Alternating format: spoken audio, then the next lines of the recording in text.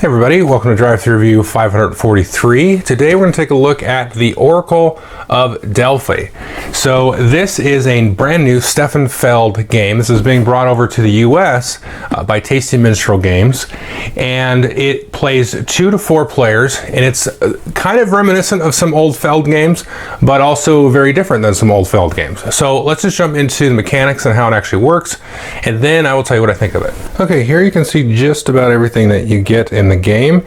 You've got here a main board where players are going to be sailing ships around and trying to complete 12 objectives for Zeus, and so that is the object of the game. There's no points. You just go through and try to complete the objective tiles, which you can see above your player board here. Now this map is kind of like the default setup, even though it's randomized even within that confines. Now the rules give you a couple suggestions in terms of how variant shapes could be set up. This is kind of like your basic shape, but the only real rule is that you have to be able to get to all of the different locations via these waterways there. You basically can't landlock any kind of lakes or anything. Everything's got to be connected to getting to everything else. And then you're going to go ahead and place Zeus here in one of these empty holes, and then each player is going to place their little ship token, and this is where they're going to start the game. And so they have to sail around all over the area and complete the 12 tasks and then sail back to Zeus, and then that will trigger the end of the game. Everybody will get an equal number of turns, so in case more than one person gets their 12th and final task, then it goes to some different tiebreakers. So let's look at the player board, and that's going to kind of drive all of the different actions in the game. So here we can see the player board for the blue player, and there's a couple of different things. So the main thing to note here are the 12 different tasks, and you can see these are 4 groups of 3. So you've got these 3 tasks here, which are all about putting out your little shrines there. Now you've got these 3 here, which are about delivering different kinds of goods, basically delivering pink cubes to the pink temples. And then you have 3 tasks related to putting out statues. And then you have 3 tasks here related to defeating different colored monster tiles here. And so you've got to do all of those. And the way that you do that is every turn you're going to roll your 3 dice. And then you put them onto the locations that match. So in this game, all of the things are basically colors. So when you're going to do a blue thing, you're going to do a blue thing. You're going to activate the blue die to do the blue thing. But the cool thing is, in case you're colorblind, there is little symbols here. So like the pink and the red here are really close together, especially on the board. So to get over that, you can look at the different symbols there and differentiate those pretty quickly. So like I said, at the start of the game and then at the end of each turn, you're going to roll these. So in this case, good example, I got 2 reds and then a pink. Now, players are going to start with these favor tokens here. Depending on where you are in turn order, you'll get a different amount to start with. So you can spend these to shift the die down a couple of spots. So if I wanted to turn that pink into a yellow, I could pay 1, 2 of the favor tokens and then move this and make that a yellow die and then spend it accordingly. Now the other thing to note on your player board here is you have this shield marker here. It starts at 0 usually, and then it can move up, and you're going to use this to sort of defend off kind of like a bad event that happens at the end of every round. It's kind of like a little plague attack of monsters that jacks you up. And you can also use it to fight monsters directly. Again, remember to defeat the monster task there. Then you also have these different god tokens here. These are the different Greek gods, and you're going to move these up. Now the thing is, to start the game, you're going to draw one of these injury cards here, and I'll just draw one off the top of the deck. So you can see this is the yellow one. So these are bad. Everybody starts with one random one, but you take the color of God matching the injury card and then move it up to a certain point. So if I zoom in a little bit tighter, you can see they got 2, 3, and 4 players. So if we're playing a 4 player, anytime you kind of reset a God token, it's going to go back down here. But if you're playing 2 player, it's going to go there. So there's a shorter trip with the lower player count. So if we're playing a 2 player game, I would flip up this one, and then the yellow God would start there. All right, so there's that. And then the last thing to note here is everybody's got a boat. So you have these different boat tiles, which you can deal out randomly. It gives you some starter ones to do. You could set them out and then kind of draft them in reverse turn order. I'll just do this one randomly here. That one goes there. That one actually gives you +2 movement when you do a move action with your boat. So everybody's going to get kind of a different special ability to start the game. So during the course of your turn, you're going to be spending these dice here to do the actions depicted on your player board here. So it gives you a whole ton of actions. It's not that many really. And the ones in the top row here, you can use any color die to do these actions. So you can draw a God card, get 2 favor tokens, or peek at these 2 tiles, which I'll talk about in a minute. So let's just go over that. So all of these are going to be done in the context of trying to achieve these goals, and we're going to learn that as we walk through the actions here. So let's look at these sort of generic ones here. So I could spend this die. When you spend a die, you put it in the middle, and then you can draw the top card off of this God card deck, and these are actually just more dice. Now you can use at most one of these per turn, so you kind of just store these off to the side, and you can have as many of these as you want in your supply, but at most you're going to spend one of those. So typically you're only going to ever have 4 actions on your turn. You'd be, one for each dice, and then you can spend one of these cards. So the first action, like I said, is to then just draw a card. Second action is to give us 2 more favor tokens there. And then the third action is going to be able to peek at 2 different tiles, and that's going to dovetail right into completing this goal here. So let's go ahead and take a look at that action. Why would you peek at those? So here we can see the 2 types of tiles here that we can peek at, and you take a look at these. You don't show anybody else, but I'll just do it like this for now. And you're going to take a look here at the symbol. So you can see there's the omega symbol, and I'm not sure what that symbol is, but you just take a look at those and you go, okay, that's cool, because I want to really get to this one here. Now the reason you're looking at that is because, we actually have both of these. So you're trying to go and build your shrines. You can see the little symbol there in the upper left hand corner.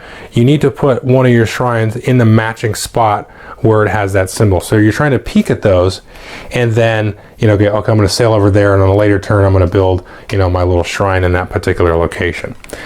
So that's why you might try to peek at those. Now, even if it doesn't match one of the 3 symbols, you may be able to take another special ability if you take an action to sort of interact with that shrine location. I'll get to that in a minute. But even if it doesn't match, it may still be of use to you. So again, these 3 actions that I talked about can be done with any color die. So let's walk down all of these actions, and the color die that you use is very important. So the first thing you're going to do here is you want to get rid of these injury cards. And so if I spend a yellow die in this case, I can get rid of all of the yellow injury cards that are in my possession. Now the thing is, the reason these are bad is if you start your turn and you have 3 of the same color or 6 total, you discard any 3 that you wish, and then you lose your entire turn. So that's very bad. I'll talk about how to actually acquire these and how you get these more a little bit, but you do want to spend some time maintaining those, and you can build up sort of a defensive engine, if you will, to prevent getting those a whole bunch later on. So that's that one. That's getting rid of all of a color. The next one is moving simply a God disc up. So again, very simple. I can spend this one, and then I can move the red one up, and again it would start here if we were playing a 2-player game, 3-player game, 4-player game kind of thing there. So I would do that, or I can move it up again. And you want to get multiple kind of God tiles here in play, and I'll explain that a little bit more, but you do want to kind of diversify these for sure. So the next thing here is actually to move your ship, and you can see you can move usually up to 3 spaces. However, we have a cool special ability that allows us to move actually up to 5 spaces. Pretty awesome. So what you're going to do is you're going to spend a die of a color and then move this many spaces, but you have to end up in a tile space of that color. So in this case we spent red, and here we're the blue ship, and so we can end up in a few different spots. So we can move up to 3 spaces. So we could go boom and move right there. That would be 1 move. We could go 1, 2 and end there. We could go 1, 2, 3 and end there. Now the next action here I'm actually going to skip, and this is when you fight the monster. So I'm going to leave that one for last because that's the most involved. Now the next one here is actually to interact with those shrines spots that we actually peeked at. So let's take a look at how you do that. So let's say I had moved here on a previous action or a previous turn, and then now I want to go ahead and try to interact with this one that I peeked at. So you can see here the color of the border there is then I would actually have to spend here a pink die to take that action, and then I'm just going to flip that up. Everybody's going to see it. And then if I have a shrine, which I do, remember we established that earlier, if I have a shrine there that matches that symbol, then I'll go ahead and place that matching token on there.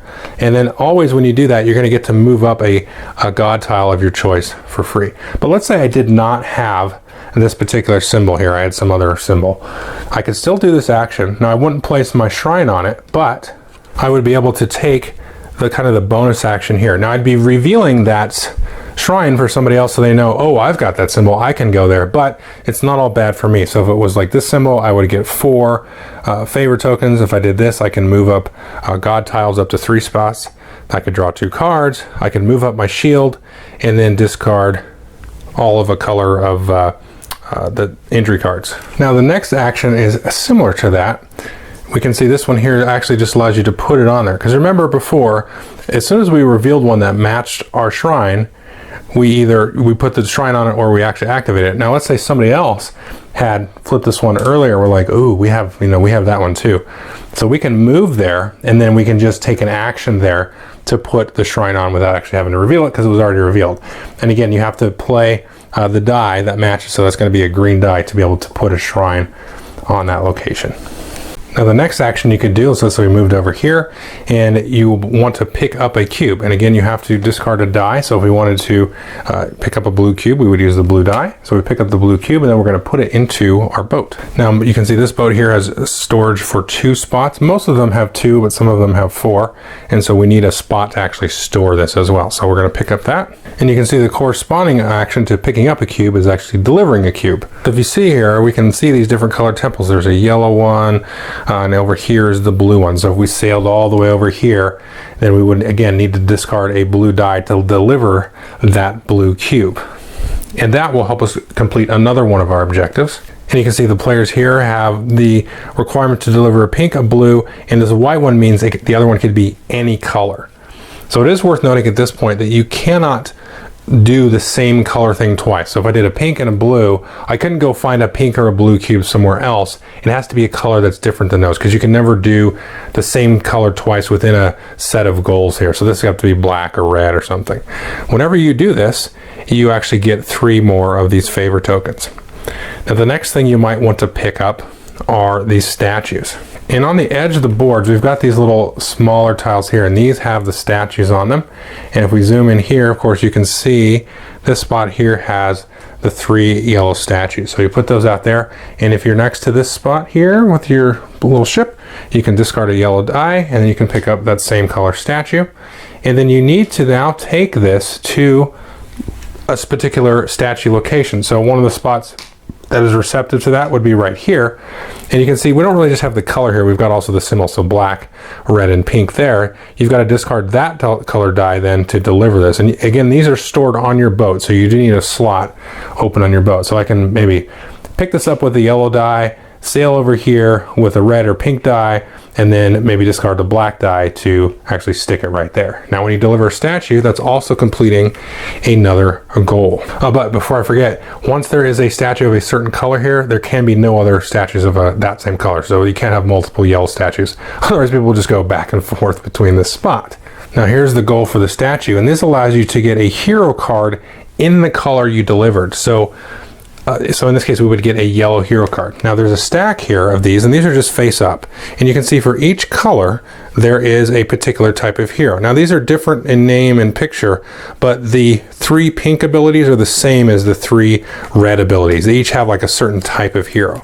So if I delivered there the yellow statue, I could choose one of these cards. So I could either choose Gryphos, and I'll explain what these do. And these are the same throughout all the colors. So Gryphos means once I take this and I just put this in front of my player board, I have this ability that when I spend a yellow die, I can use +3 movement on a move action, and then I can also end up in any color spot. So that really boosts your travel. You can see you kind of fly on the Griffin when you spend the yellow die. Now this one here is kind of like a hero here, and this one allows you to move up your shield twice. So again, remember you have the shield marker here, so I can move this up twice, and then I can actually, and the rules are actually a little bit not clear on this, but it doesn't, I don't know, it does 6 1/2 dozen the other. So this one says you can now discard yellow wound cards. So remember we had a yellow wound card that we showed before, and so the way that we've been playing it, and it seems to work fine, as soon as you take this, you discard all your yellow ones, and then if you ever were to acquire a yellow one after that, you just don't acquire it. So that may not be 100% accurate, but you know what? It worked in our games, so that's fine. And this one here, this one is when if you take this card, if you spend a yellow die, it can become any other color die. And also, so yellows are effectively a wild. And also, when you take this card, after delivering the statue, you can see you draw now another of these God Dice cards off the top of your deck. So you can deliver those. And so you can see some strategies here to maybe go after, a bunch of these. So no matter what die you have, you can move a whole bunch and you can end up wherever you want. Or you might go with the strategy of delivering statues quickly to build up your shield, which is going to help you fight monsters and then avert catastrophe, and also prevent you from, taking too many wounds. So this is kind of like a little bit of the engine building part is the statue delivery part of this. Now the last thing to talk about here are the monster tiles, and players in this particular case are going to have to defeat one black monster, one yellow monster, and then one monster of any color. And the same kind of rule there applies, where you can't for your wild use one that you would have used for your other two there. How do you actually go about combating a monster? You need to be adjacent to a spot with a monster, and there'll be a stack of tiles, and the setup will tell you how to distribute these. But in this case, we've got a red, yellow, and black monster there, and so this will satisfy any of our goals actually. And so if you want to defeat maybe the yellow monster here, which is this cool looking lion, then you will actually discard a yellow die. If you want to defeat the black minotaur here, then you'll just discard a black die or play a black card. And so you're going to do that. Now all monsters are considered to have sort of like 9 hit points. From those 9 hit points, you're going to subtract wherever your shields are at. So if we're here at 2, then the monster is considered to have 7. And then what we're going to do is we're going to roll this d10 here. And so what we want is a 7 or higher. So we're going to roll that. Okay, we got a 6. That means we lost. Now we can roll again, but you want to have some of these favor tokens banked. And you can discard one of these to then fight again. Now if you fight it again, it's going to reduce its health. So it was 7, 9 minus 2, now it's minus 1, now it's a 6. So now you only need a 6 or higher. So we're going to roll that. That is not a 10. That is a 0. And what happens then is you'll fail the roll, but then you also have to draw another injury card. I could discard, however, another one. And now you're going to be a witness of Joel's die rolling. It's going to go down to another hit point. It's going to be 5. And so now we beat it this time. And then now we would acquire the monster tile. You would then defeat the monster tile, complete that task. And anytime you defeat a monster, you can get a new skill. Here we're going to have a display of always 6 of these skill cards, and then so when you defeat a monster you choose one of these and then replace it, and these do a whole mess of things. So just some examples here. This one, when you roll your 3 dice at the end of the turn, if you roll a red die you get 2 favor tokens. Same deal here, but if you roll black die you get 2 favor tokens. +1 movement. This one, for one time on a turn you can spend 3 favor tokens to take an action if you had any die. This one you could move up any of those gods there, and this one I'll have to look up because I don't remember. There's a few that are kind of like that one. Last thing to talk about are these sort of god actions here, and you can see we have different color actions associated with that. So what happens is once these get up to the top, they're kind of just sitting there waiting, and then anytime on your turn you can activate one or more of these that have reached the top. Now typically what's going to happen is you're going to drop it back down to where the player count is. So in a 2-player game we just drop it back down to here. So what are the different actions? Well, the blue one, if this guy's way up here and you activate it, you can put your ship anywhere you want. That's pretty cool. This one is all your dice are wild, and you also get to draw a god card, and the god card that you play that turn is wild too. This one, you get to do the action where you flip over one of these temples. You just don't have to be adjacent to it, and then you would be normal. Like if you had the symbol, you place the shrine. If you don't, then you take one of the special actions there. The red one here is you delete all of your injury cards. The black one here is you actually get to just defeat a monster without rolling any dice or doing anything. So you can just defeat that. That's kind of a good one to get up early, so you get an early skill card. And the pink one's a little bit weird, so let me move to the board to explain it. You spend the pink god, and you have to be next to one of these spots where you grab a statue. You can spend it, and then you grab a statue from any other spot on the board. So I could grab here, maybe this black one from over there. So that's kind of an interesting way to grab one of those. I think that's pretty much the game. The one thing I know I didn't mention is when you're moving your ship, you can spend favor tokens to move an extra spot for each favor token. You still have to end up in the same color.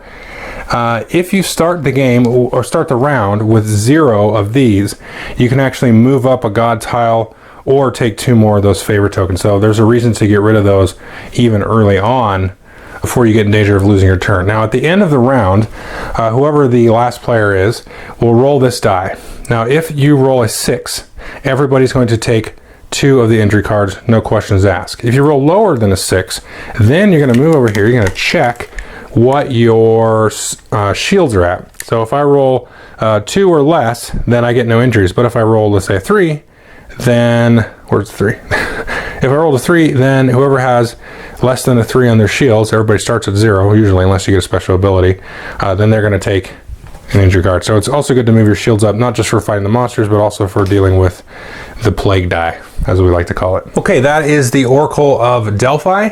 What do I think of it? I really enjoy this game. Now, I've played it 3 times, once at each of the different player counts. And I will say I like it better at the 3 and the 4 player count, because you have to deal with more people, or at least the potential for people trying to, you know, take stuff from you. Like, I'll move over here to go and grab the blue cube, and you're like, I should take that. You know, and then you move over and take it even though that wasn't in your plan. You know, a little bit that's going to be dictated by how you roll these dice. So you get a little bit more cutthroatness, you know, that happens, you know, with the higher player count. But it's fine with a 2-player game. It's a very pleasant experience. And it does, I think, scale as it should for the player count. The thing that has me kind of most jazzed about the game, as I would say, to me, it feels like the closest to Castles of Burgundy that he's had, which is a fun game, and there's one that has kept, you know, coming out for us. You know, it's not like it in a lot of ways, because that's very much, you know, his quintessential point salad type of game. But you have the very simple turn with the dice, and then you have, you know, the dice manipulation with the favor tokens. But again, it plays out in such a different way. It feels very, very complementary to Castles of Burgundy. Like, there's no question in my mind that somebody could easily, you know, sort of quote unquote justify owning both of the games, because this one is, you know, very much a race. You just kind of go around, you know, pick up and deliver things, defeat monsters, and just get to that 12th tile. And, you know, do it in such a way and set yourself up for those combo-rific turns to really speed things along. But you do have to spend a little bit of time kind of engine building, you know, getting some of the skills, getting some of the hero cards from delivering the statues, and, you know, kind of building up your shields, because then you don't have to spend or waste any actions, you know, fighting off the darkness at the end of each round. And then you want to also build up your god tile, so you can, or your god, you know, up the cloud track there, so that on your turn you can do like 5 or 6 things instead of just, you know, 1 or 2 things and then take a card or something. So there's got the whole kind of engine building aspect to that, but kind of bundled into, you know, instead of just scoring thousands of points, you know, you've got this whole kind of race, pick up and deliver type of thing. And so that's really the interesting part of the game, is really kind of building up for that and really kind of rushing that end game and, you know, snuffing out your opponents or trying to do that. And so, you know, the games we played have been pretty close. You know, I've played it a couple of times, so I've been getting a little bit better at it. But I've seen where I played with some of my gamer friends that we had a very, very close game. You know, somebody was completing like, you know, 2 goals on a turn and stuff at the end, and it really cranked up there. Those last couple of rounds were really tense.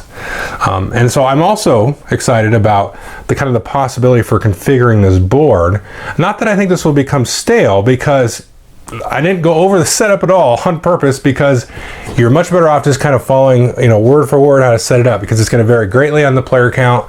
It's a little bit of a bear when you first get it started, but I could do it now without looking at the rulebook at all. It's just, okay, once you get it, you're like, okay, piece of cake. It just takes a couple minutes to set everything up, and if more people know at the table how to set it up, boom, it's quick.